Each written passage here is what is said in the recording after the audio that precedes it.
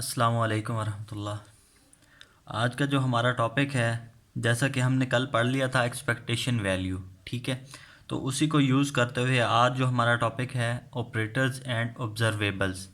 Operators and observables, इसको हमने देखना है ये क्या है, ठीक है। तो the expectation value of any function f of x is given bye, ये हमने कल एक फार्मूला पढ़ा था जिसमें लास्ट मैंने लिखा था x is equal to zero to infinity psi star x of t x psi x of t. तो यहाँ पे हम ले रहे हैं the expectation value of any function f of x is given by, कोई भी फंक्शन एफ ऑफ एक्स तो उसकी हमने उसी के मुताबिक वो वैल्यू लिख दी है, यानी कि वो फार्मूला लिख दिया, ठीक है। तो अब हम इसको देखते हैं मोमेंटम के लिए और एनर्जी के लिए देखते हैं। मोमेंटम के लिए इसकी एक्सपेक्टेशन मोमेंटम की क्या होगी, एनर्जी की क्या होगी, इसी तरह एंगुलर मोमेंटम की क्या होगी, या दूसरी जो वैल्यूज़ हम निकालना चाहें वो देखना चाहेंगे कि इसी तरह पोटेंशियल एनर्जी के लिए क्या होगी, काइनेटिक एनर्जी के लिए क्या होगी, तो वो देखेंगे वैल्यूज़, ठीक है। तो अभी हम जो ले रहे हैं वो है मोमेंटम के लिए। तो हम मोमेंटम के, अगर आपसे कोई पूछे कि मोमेंटम की एक्सपेक्टेशन वैल्यू क्या है, तो हम सिंपली क्या करते हैं, यहाँ पर ये फंक्शन है तो वहाँ पर वो पी पुट कर देते हैं और इधर भी एफ ऑफ एक्स की जगह पी पुट कर देते हैं। तो ये हम कह सकते हैं कि ये एक्सपेक्टेशन वैल्यू फॉर मोमेंटम है, लेकिन ऐसा नहीं है। क्यों? क्योंकि जो फंक्शन है, फंक्शन हमारा जो है वो एक्स पर डिपेंड कर रहा है। किस पर डिपेंड कर रहा है? एक्स पर डिपेंड कर रहा है। अगर कोई भी आपके पास ऐसी वैल्यू है जो एक्स पर डिपेंड करती है और उसकी हमने एक्सपेक्टेशन वैल्यू फाइंड करनी है, तो बहुत आसान है, वो हम इस फार्मूले में पुट करेंगे और वो वैल्यू या वो फंक्शन, जो भी फंक्शन हम लेंगे वो अगर एक्स पर डिपेंड करता है तो वो हम इस फार्मूले से उसकी एक्सपेक्टेशन वैल्यू फाइंड कर सकते हैं। लेकिन अगर वो एक्स पर डिपेंड नहीं करता तो फिर उसकी एक्सपेक्टेशन वैल्यू फाइंड करना बहुत मुश्किल है। इतना आसान नहीं है जैसा कि किसी और फंक्शन के लिए होगा जो एक्स पर डिपेंड कर रहा होगा। अब जो पी है, पी तो एक्स पर डिपेंड नहीं करता। इसी तरह एनर्जी का भी यही सेम केस है कि एनर्जी भी एक्स पर डिपेंड नहीं करती। क्यों क्यों नहीं करती? क्योंकि P is not a function of x, x का फंक्शन नहीं है, बिकॉज हाइजेनबर्ग अनसर्टेनिटी प्रिंसिपल, ठीक है। हाइजेनबर्ग अनसर्टेनिटी प्रिंसिपल में हमने जब पढ़ा था कि मोमेंटम और पोजीशन साइमल्टेनियसली मेजरेबल नहीं है। अगर हम एक चीज़ की तरफ जाते हैं, अगर हम मोमेंटम मापने की तरफ जाते हैं तो हमारी जो पोजीशन है उसमें अनसर्टेनिटी बहुत ज़्यादा हो जाती है, और अगर हम एक्स की तरफ जाते हैं तो हमारे मोमेंटम में अनसर्टेनिटी बहुत ज़्यादा हो जाती है, ठीक है। तो in quantum mechanics the simultaneously measurement of p and x up to desirable degree of accuracy is not possible. ये हम पहले भी पढ़ चुके हैं जब हमने हाइजेनबर्ग अनसर्टेनिटी प्रिंसिपल पढ़ा था। तो ये सेम वही बात है कि पी और एक्स, इनको हम साइमल्टेनियसली नहीं माप सकते। अगर ऐसा नहीं कर सकते तो हम पी की एक्सपेक्टेशन वैल्यू कैसे फाइंड करेंगे, ठीक है। तो p can not be expressed as a function of x nor it can be expressed as a function of time, ठीक है। ना तो ये एक्सप्रेस कर सकते हैं इसको फंक्शन ऑफ एक्स का, ना ही इसको फंक्शन ऑफ टाइम एक्सप्रेस कर सकते हैं। अगर ये एक्सप्रेस नहीं कर सकते तो फिर हम इसकी एक्सपेक्टेशन वैल्यू कैसे फाइंड करेंगे, मोमेंटम की एक्सपेक्टेशन वैल्यू कैसे फाइंड करेंगे? तो हम सिंपली क्या करेंगे कि हम इसको इसके साथ p into psi of x T, इसकी वैल्यू फाइंड कर लेंगे। क्या करेंगे? p into psi of x T की वैल्यू फाइंड करेंगे और उस वैल्यू को यहाँ पर पुट कर देंगे, ठीक है। सबसे पहले हम क्या करेंगे कि हम ये वाला जो हमारे पास वैल्यू है, ये हमारे पास जो फैक्टर है, इसको निकाल के अलहदा इसकी हम कैलकुलेशन करेंगे। कैलकुलेशन करने के बाद जो इसकी वैल्यू आएगी वो यहाँ पर पुट कर देंगे और हम इसकी एक्सपेक्टेशन वैल्यू फाइंड कर लेंगे, ठीक है। देखते हैं वो कैसे करते हैं।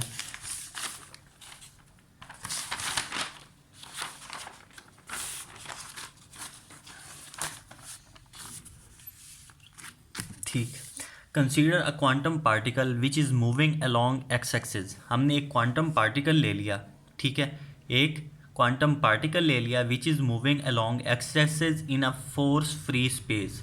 फोर्स फ्री स्पेस से मुराद ये है कि वो पार्टिकल, जो भी पार्टिकल हमने ये क्वांटम पार्टिकल लिया उस पर कोई फोर्स एक्ट नहीं कर रही, वो फ्री है, ठीक है, वो फ्रीली स्पेस में मूव कर रहा है, यानी कि उसके ऊपर कोई भी फोर्स एक्ट नहीं कर रही, ठीक है। The wave function for this free particle is, हम एक वेव फंक्शन ले रहे हैं। क्या कर रहे हैं, हम एक वेव फंक्शन ले लेते हैं। Psi of x t is equal to cos k x minus omega t plus iota sine into k x minus omega t. ये हमने एक वेव फंक्शन ले लिया। अब क्या करते हैं, अब इस वेव फंक्शन को हम डिफ्रेंशिएट करते हैं with respect to x both side. इस साइड पे भी एक्स से डिफ्रेंशिएट करते हैं और इस साइड पे भी एक्स के साथ इसको डिफ्रेंशिएट करते हैं। जब डिफ्रेंशिएट किया तो ये आपके पास आ गया curly psi of x t over curly x equal आ गया। जब कॉज का डेरिवेटिव लेंगे तो साइन आएगा, sign k x minus omega T. अच्छा, एक और बात कि यहाँ पर जब आपने इसको डिफ्रेंशिएट करना है तो यहाँ पर आपने x को वेरिएबल लेना और t as a constant treat करेंगे। क्या करेंगे, हमने x को एज अ वेरिएबल लेना है और t को हमने एज अ कांस्टेंट ट्रीट करना है। तो जब हमने इसका डेरिवेटिव लिया तो वो आया sign k x minus omega T. ठीक है, तो जब आगे एंगल का डेरिवेटिव लिया तो के एक्स के साथ x था, तो x की 1 हो गया तो k आ गया आपके पास और ये तो 0 हो गया। तो minus k sine omega t minus omega k x minus omega t plus अब sine iota, sine iota as it is, sine का derivative cos x k x minus omega t. Angle का डेरिवेटिव जब आपने लिया तो यहाँ से के आया तो अयोटा के cause k x minus omega T आ गया। ठीक है, सिंपल डेरिवेटिव। इसके बाद आपने क्या करना है, अब यहाँ पे हम देख रहे हैं कि यहाँ पे है माइनस। माइनस का मतलब क्या होता है, अयोटा स्केयर।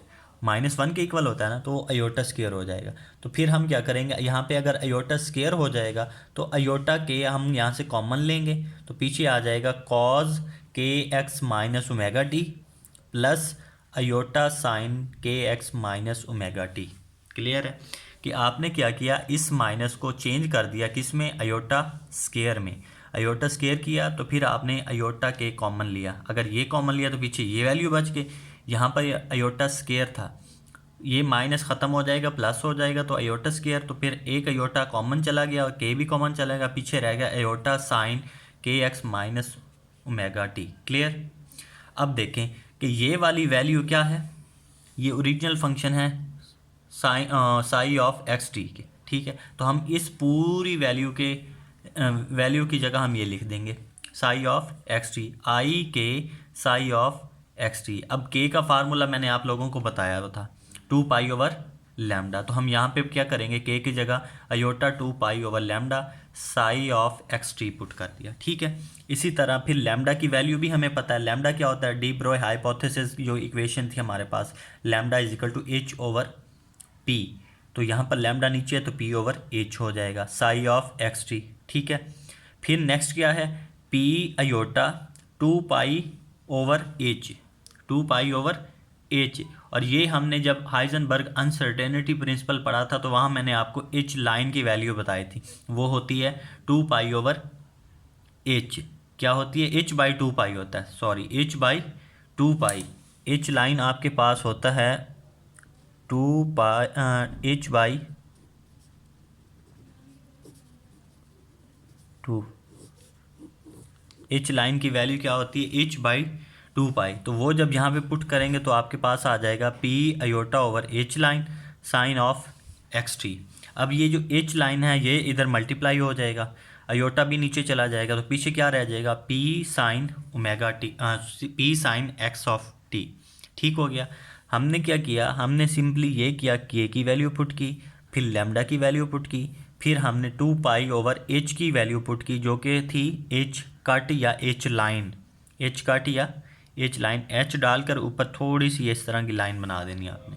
ठीक है, तो इसको कहते हैं एच कट या फिर एच लाइन। तो p iota over h line. अब ये जो एच लाइन है इधर मल्टीप्लाई हो गया, अयोटा नीचे मल्टीप्लाई हो गया। ठीक है, और पी एज इट इज़ रहा, p sine x of t, और इधर आ गया आपके पास h line curly psi x t over iota curly x. Clear. Next जो बनेगा वो ये है कि आपने माइनस अयोटा एच लाइन कर ली ओवर कर लिया x sine psi of x t is equal to p psi of x t हो जाएगा। अब वहाँ पे अयोटा नीचे था तो अयोटा स्क्वायर से आप मल्टीप्लाई कर दें, अयोटा से मल्टीप्लाई करें, अयोटा से ही डिवाइड करें तो अयोटा ऊपर आ जाएगा, नीचे हो जाएगा अयोटा स्क्वायर जो कि इक्वल होगा माइनस 1 के। तो ये आपके पास आंसर बन जाएगा माइनस अयोटा एच लाइन करली over curly x Sai of x T equal P into psi of x T. ठीक हो गया। अब यहाँ पर ये जो है आपके पास ये आपके पास है ऑपरेटर। ये नहीं कहना कि ये वाली वैल्यू मल्टीप्लाई हो रही है किसके साथ, साई ऑफ एक्स टी के साथ, लेकिन हमने यहाँ पे इसको क्या कहना है, इसको हमने कहना है ऑपरेटर। और ये जो पी है ये है आपका यहाँ पर ऑब्जर्वेबल। ऑपरेटर एंड ऑब्जर्वेबल यही हम पढ़े हैं। ये आपका आ गया ऑब्जर्वेबल और ये आपका आ गया ऑपरेटर। अब देखें हमने इसकी वैल्यू फाइंड कर ली p into psi of x t. अब इसकी वैल्यू वहाँ पे पुट करेंगे और उसकी एक्सपेक्टेशन वैल्यू हमने फाइंड कर ली। ठीक है।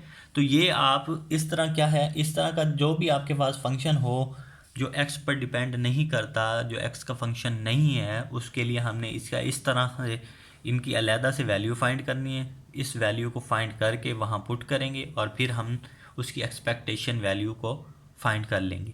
जब हम ये वहाँ पे पुट करेंगे तो इसका ये मतलब आप कभी ना लेना कि वो एक एग्जैक्ट वैल्यू होगी, क्योंकि हमने कल ही बात की थी जब मैंने आपको 5 बोतलों वाली एग्जांपल दी थी कि क्वांटम मैकेनिक्स में हम एग्जैक्ट वैल्यू की बात नहीं करते। तो जब आपने इसकी वैल्यू वहाँ पे ये पुट करनी है तो इसका मतलब ये नहीं होगा कि वो आपने expectation value for momentum exact माप ली है या एग्जैक्ट वो एक अप्रॉक्सीमेटली या फिर प्रोबेबिलिस्टिक वैल्यू होगी। जो प्रोबेबिलिटी हम पढ़ते हैं उस तरह की वैल्यू होगी कि वो 100% एक्यूरेट नहीं होगी। ठीक है। द मोस्ट एक्सपेक्टेड वैल्यू होगी वो, लेकिन वो 100% ओके नहीं होगी कि हम कहें कि वो एक एग्जैक्ट वैल्यू है। ठीक है। क्योंकि हमने कल ही पढ़ा था जो एक्सपेक्टेशन वैल्यू हमने फार्मूला बनाया था उसमें मैंने आपको एक बोतल वाली एग्जांपल भी दी थी। ठीक है। तो ये आपके पास क्या है ऑपरेटर, ये साइन साई फंक्शन, फिर पी और फिर साई फंक्शन। तो इसकी हमने वैल्यू निकालनी थी, वो हमने ये वैल्यू निकाल ली माइनस अयोटा एच कट कर ली ओवर कर लिया साई ऑफ एक्स टी। ठीक है। अब हमने जो बात की है वो अलोंग एक्स एक्सिस बात की है। ठीक है। पीछे हमने लिखा है कंसीडर, जब हमने किया था तो हमने कहा था कि अलोंग एक्स एक्सिस, जब आप अलोंग एक्स एक्सिस कर रहे हैं तो फिर इसका मतलब ये है कि ये जो पी हमने फाइंड किया तो ये p of x is equal to किसके इक्वल है, माइनस अयोटा एच कट कर ली ओवर कर ली एक्स, क्योंकि एक्स एक्सिस के अलोंग की बात कर रहे हैं, ये फॉर एक्स एक्सिस।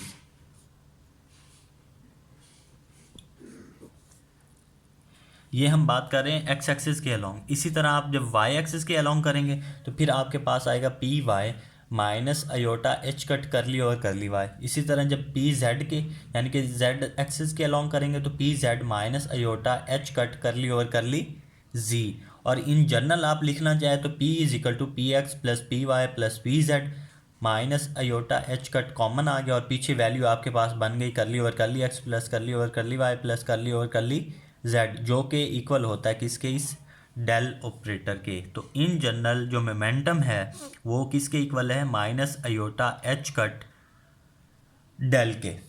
ठीक हो गया। ये है क्वांटम मैकेनिक्स में। वैसे अगर आपसे कोई मोमेंटम पूछे तो आपको पता है p is equal to m v होता है। ये है क्लासिकल मैकेनिक्स की बात। लेकिन अगर क्वांटम मैकेनिक्स है तो क्वांटम मैकेनिक्स में अगर आपको कोई कहे कि आपने मोमेंटम फाइंड करना तो वो आप नहीं फाइंड कर सकते।